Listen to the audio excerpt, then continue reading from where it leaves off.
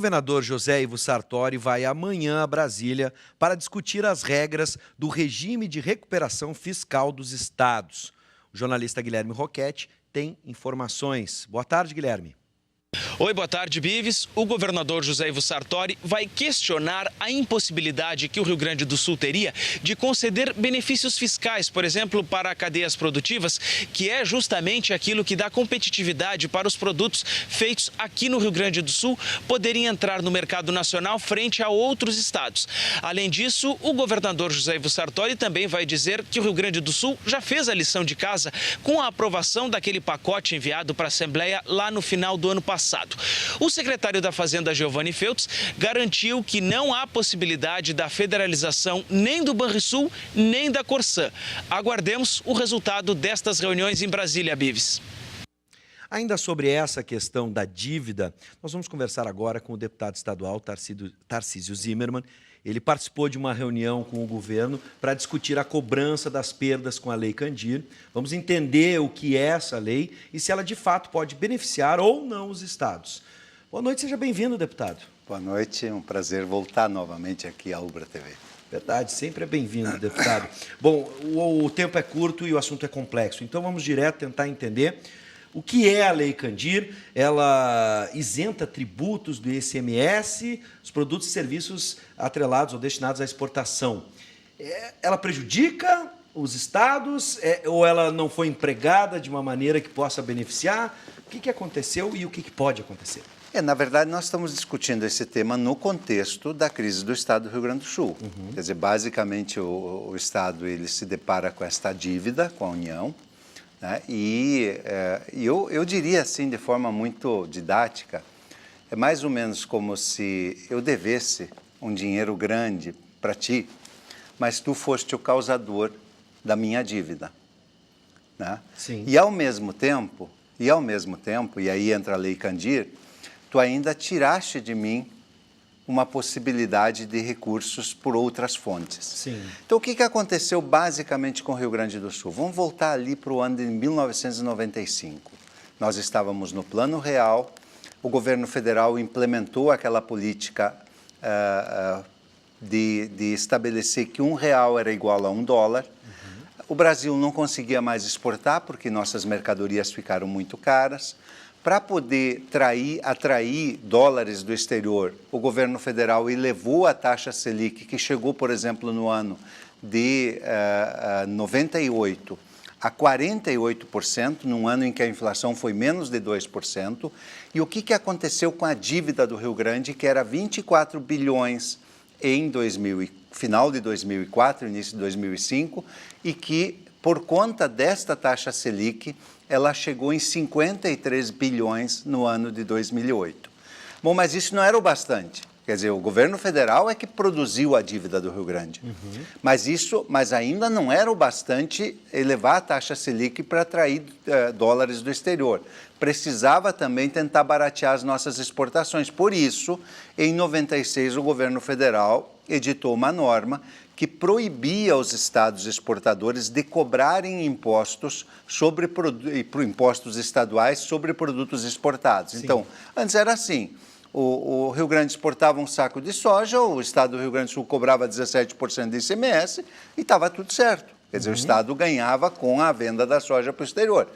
Exportava um sapato, exportava uma máquina agrícola, tudo isso ele podia cobrar ICMS.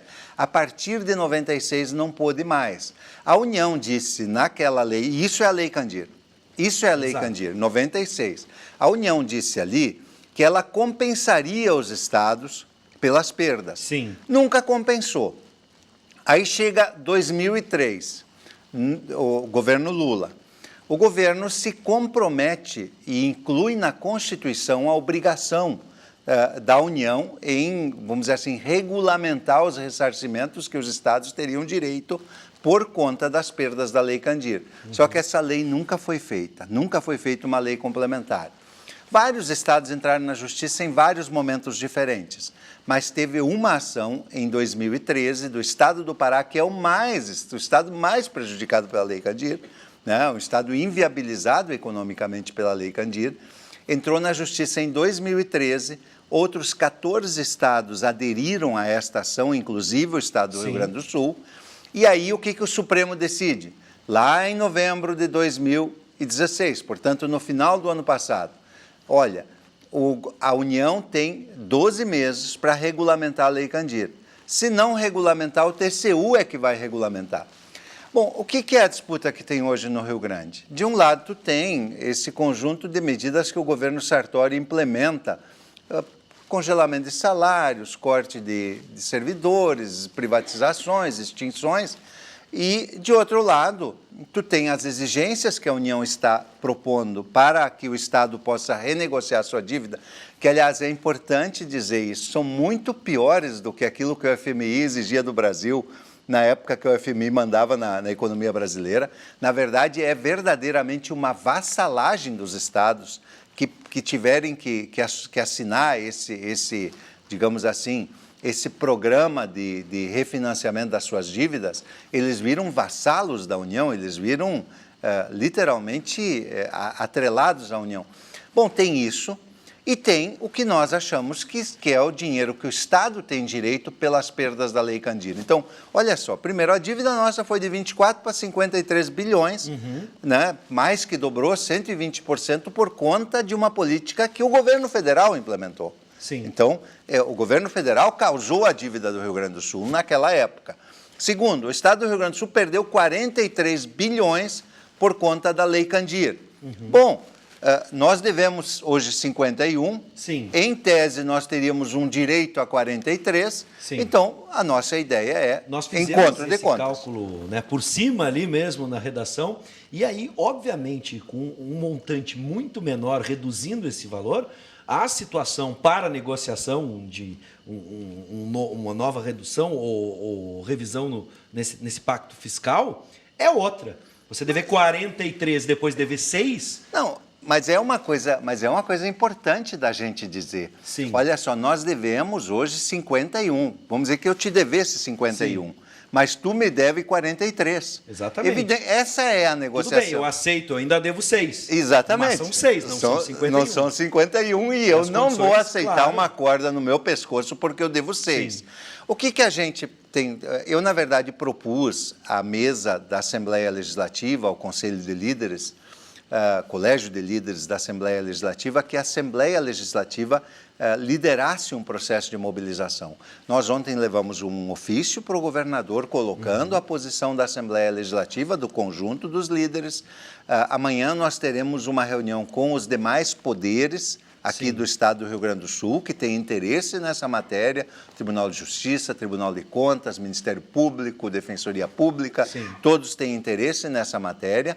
E temos marcado para a semana que vem uma missão oficial de parlamentares gaúchos para Brasília, onde nós vamos reunir com a bancada federal gaúcha e vamos reunir também com o presidente da Câmara, o presidente do Senado, e também na semana que vem, isso na terça, na quarta, para São Paulo, onde nós procuraremos a Assembleia Legislativa de São Paulo. A nossa ideia é mobilizar as Assembleias Legislativas dos estados que estão envolvidos com perdas na Lei Candir, para que a gente, de forma... Eu não acredito que a gente possa recuperar 43 bilhões, né? Mas mesmo que não recupere os 43, se a gente recuperar 10 Sim. desses 43, isso já é muito mais do que todas as medidas de extinções e privatizações Sim. que o governo Sartori quer fazer. E o mais importante é que a cada ano são gerados mais cerca de 2 bilhões de reais de perdas que o Estado tem por conta da Lei Candir. Então, se as perdas futuras forem repostas, claro, uma parte considerável da nossa Agora, dívida está... A gente está vendo, está colocando também no ar algumas informações, outras notícias, né? Que essa, por exemplo, diz, procuradores dizem que o projeto de ajuda aos estados é ilegal, né? O plano de ajuste fiscal que a gente estava falando aqui interfere na autonomia e deixa os governadores à mercê dos humores, né, do governo federal. O senhor disse que todos os líderes vão junto. Há um consenso a respeito disso na Assembleia? Na verdade, há um constrangimento de parte dos líderes da base do governo. Eu só quero explicar por que para você aí de casa, porque a gente sempre tenta estabelecer o debate aqui no programa. E nós procuramos a base aliada do governo e, infelizmente, não fomos atendidos. O que eu quero dizer é o seguinte, eu até acho Eu acho assim que nós vivemos um tempo em que posições políticas são muito extremadas. Eu não tenho nenhuma dúvida de que o que está em curso hoje no Brasil e no Rio Grande não é um programa de soluções, é um programa de desmonte. O programa é o desmonte, não é a solução do problema. Para a base do governo, fica muito difícil eles dizerem para os servidores: vocês não podem ter aumento, vocês não podem ter, enfim, vocês têm que manter os parcelamentos, dizer para a população: vocês não vão ter melhoras na segurança, na saúde e na educação nos próximos 6 anos, como propõe esse plano. É muito difícil para eles dizer quando nós temos essa questão da Lei Candir. Mas, por outro lado, eu sinto de parte do governador uma completa falta de ânimo para colocar esse tema no centro da discussão. O governador de Minas fez diferente. Ele diz o seguinte: quando saiu essa decisão do Supremo, ele diz o seguinte: eu não devo mais nada para o governo federal, eles que me devem. Agora, tem outra questão. E por isso ele disse que não aceitaria renegociar esse pacto da dívida, que ele não aceitaria isso. Porque eu acho que é importante isso. Seria importante que a TV pudesse buscar os dados desse projeto de lei complementar que está tramitando lá em Brasília, porque ele é efetivamente um garrote da União nos estados. O governador vira uma peça de ficção. Agora, a população, a gente infelizmente está encerrando, eu falei que o assunto é extremamente complexo, a gente precisa de mais tempo para discutir, e que bom que a Assembleia está se mobilizando, de certa forma. A população pergunta por que esse processo, ou se esse processo, alguns dizem que sim, outros que não foi levado adiante por outros governadores em outro determinado momento. Não, na verdade foi. Nós tivemos várias ações judiciais envolvendo a Lei Candir. Nós tivemos, o próprio governo do Estado aderiu à ação do Estado do Pará em 2013, portanto, houve uma ação política nesse sentido, mas é que, na verdade, também em nenhum momento o Estado do Rio Grande do Sul enfrentou a tragédia que está enfrentando neste momento, né, com uma insegurança pública gravíssima e sem nenhuma perspectiva, né, uma situação da saúde se deteriorando e sem nenhuma perspectiva, uma situação da educação em deterioração e sem nenhuma perspectiva. O Estado se sentiu acuado. Exatamente. Então, antes o governador Tarso tentou uma renegociação das dívidas que foi importante, abriu esse capítulo, mas hoje, na verdade, o processo de renegociação ele está muito vinculado a um conjunto de exigências que não tem fundamento.